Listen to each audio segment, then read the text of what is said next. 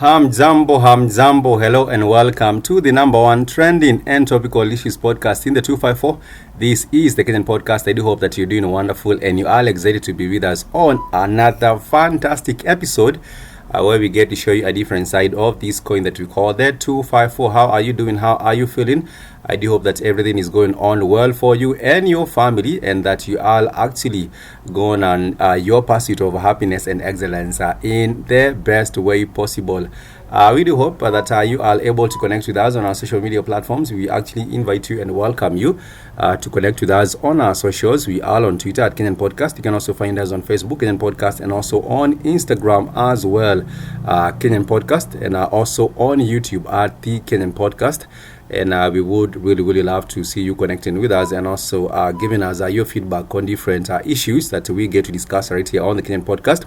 And for those who are looking for us on different streaming platforms, we are available on Spotify. We are also on Overcast. We are also on Breaker. We are also on other different platforms where you can stream these particular shows. Today we are going to engage on different matters, on this particular podcast.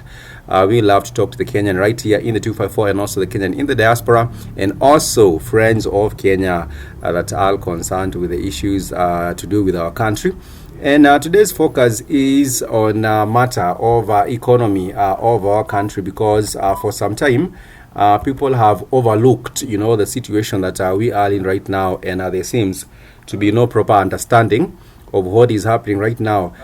Recently, someone has come up and they are giving their overview opinion of the economy. And this is someone who understands truly how the situation is from the inner circle. I'm talking about someone who has the real numbers and someone who is working closely with all the departments involved. And this is one and only Moses Kuria, who is an advisor, a top advisor to the president right here on economic issues. And he did say that Kenya is staring down on a looming financial crisis. And, he was talking, targeting his message to the individuals that have stood up and they have said that they want to vie for presidency. And he was saying that these individuals have no idea what they are getting themselves into. We have heard about different people that have expressed their interest.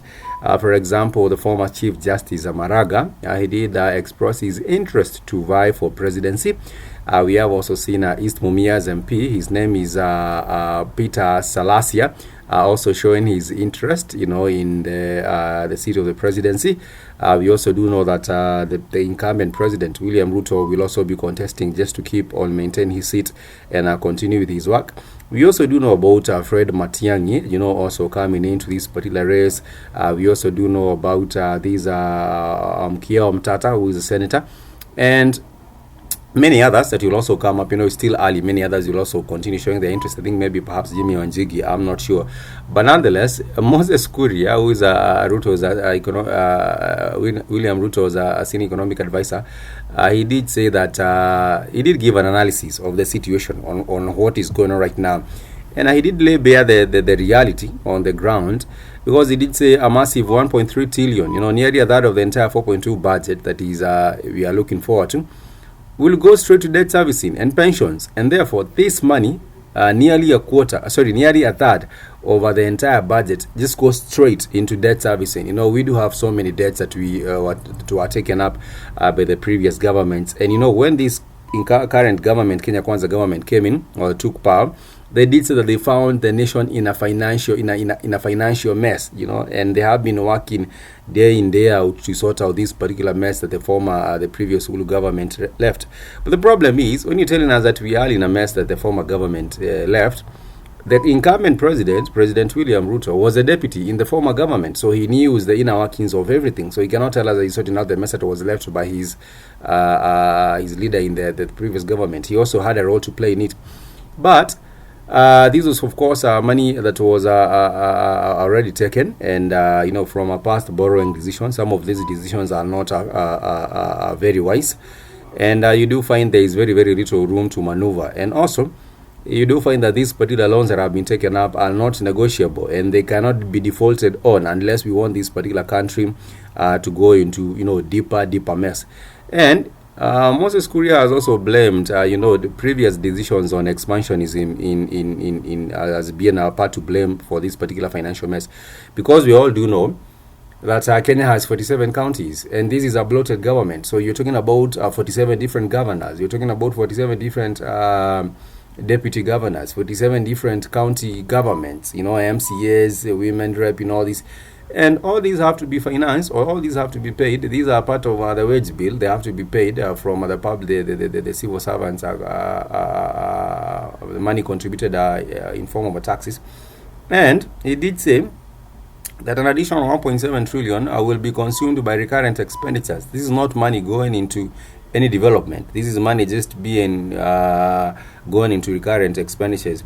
And I also did say that these will include a staggering 680 billion just for civil service salaries. So we do have a public workforce that is very, very bloated, or most of the time inefficient, and of course politically untouchable. Because if we talk about restructuring and retrenching some of these public servants, you do find the unemployed will also take to the streets. There might be an issue of public backlash and even an upheaval, because the jobless will go to the streets and they will claim that this is not right, and there might be an arrest. There might be a public unrest in this particular problem.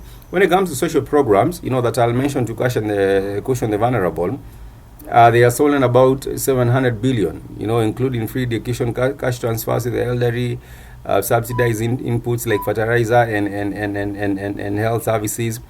And Mr. Kuria was pointing out that while these initiatives have notable intentions, they paint a picture of a government creeping dangerously towards unsustainable socialism. And to make this matters worse, parastatals may also be seen to be obsolete and ineffective, and they also do receive another 400 billion, while counties claim about 471 billion for devolution and grants.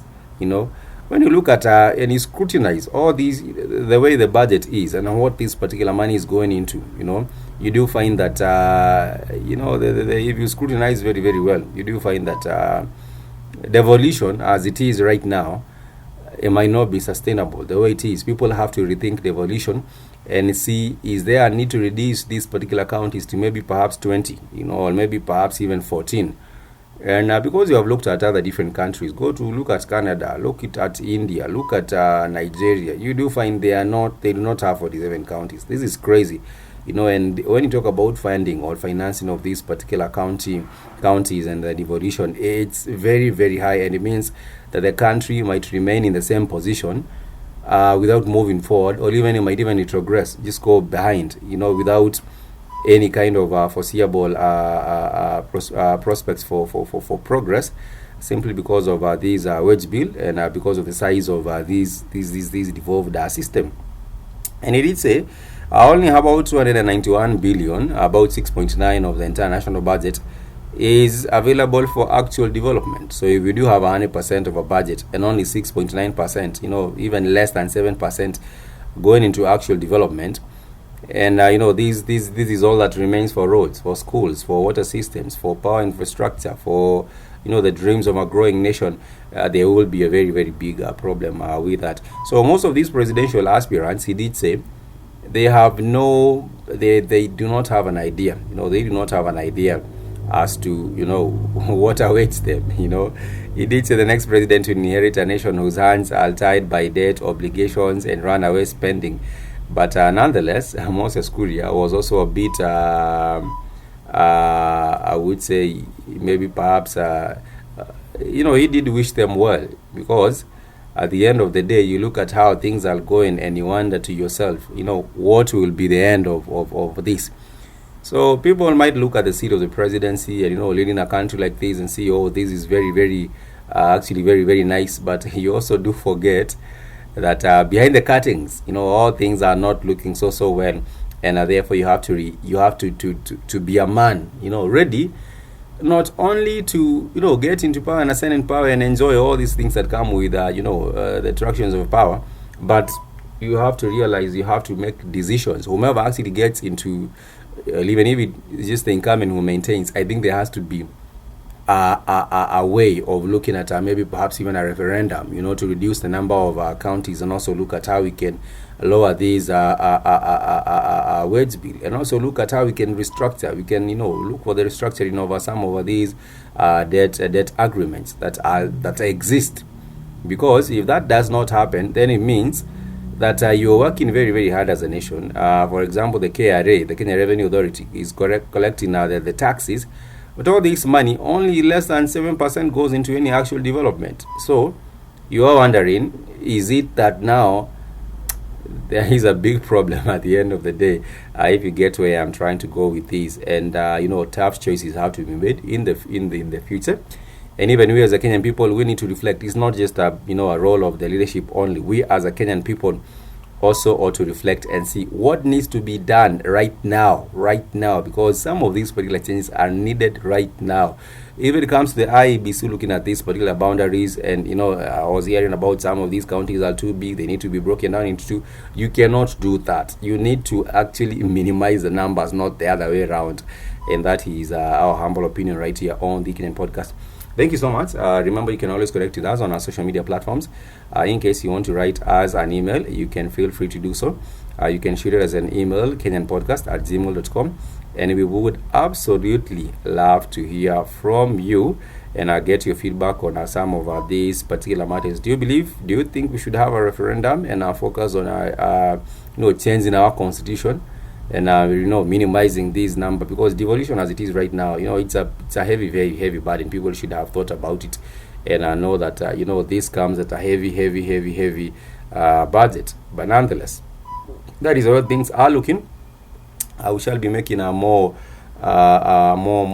focus on pertinent issues that have to do with us as Kenyan people. And even as we wind up, there is something else that did happen recently. Kenya is facing another crisis, which is in the form of addiction to gambling. When people are in their situation, in a hopeless situation, people are very, very much susceptible to, lies and being wooed to things like gambling. And, you do have a small amount of money, and you're told if you just spend 50 shillings, you will be able to make, 100,000 shillings. You might be the lucky one. But when you spend your 50 shillings, it's gone. Then you look for another 50, it's gone. And there has been an alarming crisis of an addiction to gambling among as many Kenyans because of the way the economic situation is looking. And the government did step out and make a decision to stop all these gambling ads from radio and TV for a period of 1 month. I don't think this is an enough measure, but I think it might help in a little bit. But let me know how you feel about that as well. This has been the KENYAN podcast, the number one trending and topical issues podcast in the 254. We always do love and appreciate your feedback and, of course, your company. We never take it for granted. Remember to interact with us on Instagram, Twitter, and Facebook, as well as subscribe to our channel on YouTube. This is an African Ways Network production. In case you would love to support this particular stream, feel free to do so by reaching out as well through our different platforms. Much peace and love. Till next time, I want to wish you a happy and a productive rest of the week. I do hope we as a Kenyan people get to rise, unite together, and do what is best, what is in the best interest of our nation, not just for the present generation, but also for future posterity. We shall be talking about more other issues, matters business, matters politics, matters finance, matters environment, and everything else in between. But for now, it's me, your homeboy Spike, sending out. Till next time, much peace and love. I would love to say kwaheri ya kuonana.